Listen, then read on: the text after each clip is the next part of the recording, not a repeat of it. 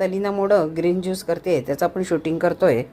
तर ही तिने आज ताजी पानं आणलेली आहे. तर ती कुठली पानं अंदाजे ती सांगेल. ती मी घेतली. पालक होता घरी, कोथिंबीर, प्राजक्त, तुळस, पेरू, कढीपत्ता, आंबा, आवळा असं घेतलंय. शिवाय आपण पुदिना, दुर्वा ह्या वनस्पतीही आपण घालू शकतो. जे आपल्याला अवेलेबल आहे ते असं आता फक्त धुवून घेतली. आता ती मिक्सर मधनं वाटून बस. त्यात म्हणजे आपल्या शरीरात हरितद्रव्य जाण्यासाठी, हरितद्रव्य म्हणजे हिरव्या पानात असतं म्हणून ते आणायचं. आता हे सगळं आपण जे घेतले पानं आणि काही जे घटक पदार्थ ते सगळे तर मिक्सरमध्ये घालायचे आणि थोडंसं पाणी घालून मिक्सरमधनं वाटायचं आणि मग गाळून घ्यायचे. होय. आणि मग प्यायचं. अंशपोटी प्यायचं ना. हो.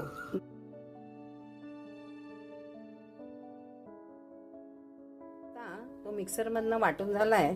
आता पातेल्यात कापडावर गाळून आपण तो ग्रीन ज्यूस पिण्यासाठी तयार करणार आहोत.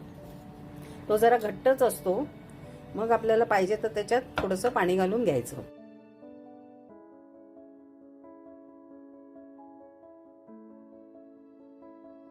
त्याच्यातनं पालक, कढीपत्ता, कोथिंबीर आणि पुदिना ही तर 4 आपल्याला रेग्युलर बाजारातच विकत मिळतात.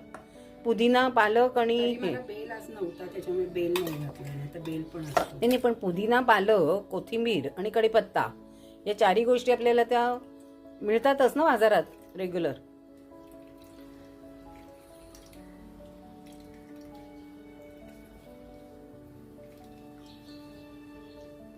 आपला ग्रीन ज्यूस तयार झालाय. आता याच्यात मीठ वगैरे काही घालायचं नाही, तसाच प्यायचा.